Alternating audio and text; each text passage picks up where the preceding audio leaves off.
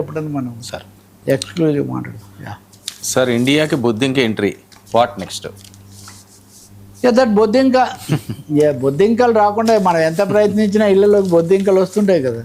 So that బొద్దింక Abhijit Deepak cockroach Janata party now transitioning into a movement. ఆయన America నుంచి వస్తున్నాడు. ఆయన ఎక్కడో అమెరికాలో కూర్చొని చెప్పడము కాదు, లేదా అమెరికాలో కూర్చొని ఇదంతా చేస్తున్నాడు అంటే ఆయన వెనక ఎవరున్నారు, ఇలాంటి చర్చ అంతా జరిగింది కదా. అదే కాకుండా ఆయన అది బ్లాక్ చేశారు, ఆ వెబ్సైట్ బ్లాక్ చేశారు. కానీ అందరూ దాని గురించే మాట్లాడుతున్నారు. ఆఖరికి ఆర్ఎస్ఎస్ వాళ్ళు మాట్లాడుతున్నారు, పవన్ కళ్యాణ్ మాట్లాడుతున్నారు, ఉపరాష్ట్రపతి మాట్లాడుతున్నారు, మీడియా మాట్లాడుతుంది. ఆ వెబ్సైట్ ఏమో మూసేశారు. దాంట్లో 2.5 కోట్ల మంది దాదాపు చేరిన తర్వాత ఇప్పుడు ఆయన ఒక నిర్ణయం ప్రకటించాడు. మేము అంటే కేవలం వెబ్సైట్ కాదు, మేము ఒక మూమెంట్ కింద మారుతున్నాం, ఉద్యమం కింద మారుతున్నాము అని ఆయన ప్రకటించాడు. రేపు జూన్ 6వ తారీఖున ఆయన అమెరికా నుంచి ఢిల్లీ వస్తున్నానని ఒక ప్రకటన చేశారు. ఢిల్లీ వస్తున్నాను, ముఖ్యంగా ఇందాక మనం మాట్లాడినట్టుగా నీటు, ఈ సిబిబి, ఈ పరీక్షల అవకతవకలకు లీకేజీకి కారణమైన ధర్మేంద్ర ప్రధాన్ రాజీనామా చేయాలనే డిమాండ్తో మొదటి కార్యక్రమం మేము ప్రారంభిస్తున్నాం. మాకు చాలా విస్తారమైన మద్దతు ఉంది. అది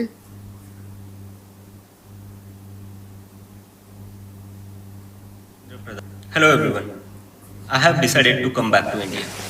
यस, मैं अपने देश, अपने घर इंडिया वापस आ रहा हूँ एजुकेशन मिनिस्टर धर्मेंद्र प्रधान का रेजिग्नेशन मांगने के लिए.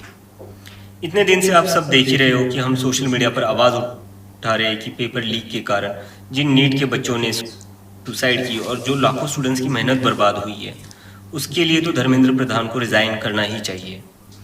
8 लाख बच्चों ने हमारी पिटीशन साइन की है. Crores of people have supported this demand on social media as well. And not just that, देश में कई सारी जगहों पर इसको लेकर प्रोटेस्ट भी तो हो रहे हैं, जैसे लखनऊ, जयपुर, महाराष्ट्र, दिल्ली, लेकिन फिर भी इनको कोई फर्क नहीं पड़ रहा. आज नीट के 22 लाख स्टूडेंट्स, सीबीएसई के 17 लाख स्टूडेंट्स, सीयूईटी के 16 लाख स्टूडेंट्स और एसएससी जीडी के 40 लाख स्टूडेंट्स, ऐसे 1 करोड़ से ज़्यादा स्टूडेंट्स हैं जिनकी ज़िंदगी के साथ मजाक किया गया है सिस्टम द्वारा. इसकी वजह से स्टूडेंट्स बहुत ही ज़्यादा एंशियस और परेशान है अपने फ्यूचर को लेकर. किसी को तो इसकी जिम्मेदारी लेनी होगी. इतने बड़े ब्लंडर के बाद भी अगर एजुकेशन मिनिस्टर रिजाइन नहीं करते तो इसका मतलब इस देश में अकाउंटेबिलिटी नाम की कोई चीज बची ही नहीं है. ఒక వర్చువల్ మూమెంట్ రియల్ మూమెంట్గా మారుతుంది. రెండోది ఆయన ఇండియనే కదా, ఆల్ సెడ్ అంటే ఇది ఇండియన్. నేపాల్లో లేకపోతే ఇంకొకప్పుడు మనం అక్కడ ఈజిప్ట్లో అనేక దశల్లో యూత్ రకరకాల రూపాల్లో రావడం మనం చూసాము. దీని అంతటికీ కూడా సిజేఐ సూర్యకాంత్ ఆ రోజు చేసిన వ్యాఖ్యలు అయితే ఇప్పుడు సిజేపి కాక్రోచ్ జనతా పార్టీ ఇది చాలా పాపులర్, అందరికంటే ఈయన పాపులర్గా ఉన్నాడు. ఇది ఏ రూపం తీసుకుంటుంది? రెండవది మొదలైన తర్వాత యువత వచ్చి కలిసి గొంతు కలిపి వాళ్ళ అసంతృప్తికి దీన్ని ఒక వాహికగా చేసుకుంటే, ఇప్పుడు మనం గుర్తు చేసుకుంటే ఆప్ అనేది కూడా అలాగే వచ్చింది. అవినీతికి వ్యతిరేక అప్పుడు అన్నా హజారే పోస్టర్లు ప్రతి చోట పెట్టేవాళ్ళు. ఆ తర్వాత అది ఒక పార్టీ అయింది, కేజ్రీవాల్ అలాగే వచ్చారు. సరే తర్వాత ఏమైంది అనేది ఒక ఇది ఓడిపోయారు. ఉన్నారు ఇప్పటికీ ముఖ్య పాత్ర, పంజాబ్ను పాలిస్తున్నారు కదా. ఆప్ ఇప్పటికీ పంజాబ్లో అధికారంలో ఉంది.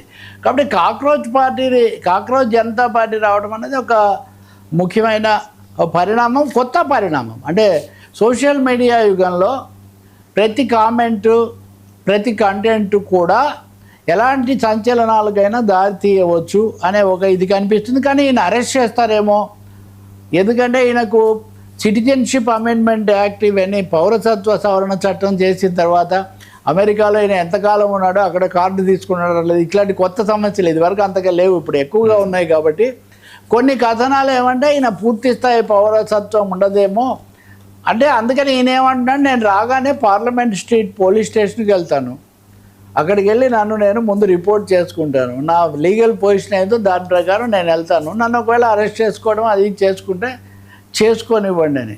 సో భారత రాజకీయాల్లో ఒక బొద్దింక ప్రవేశము, బొద్దింకల పార్టీ.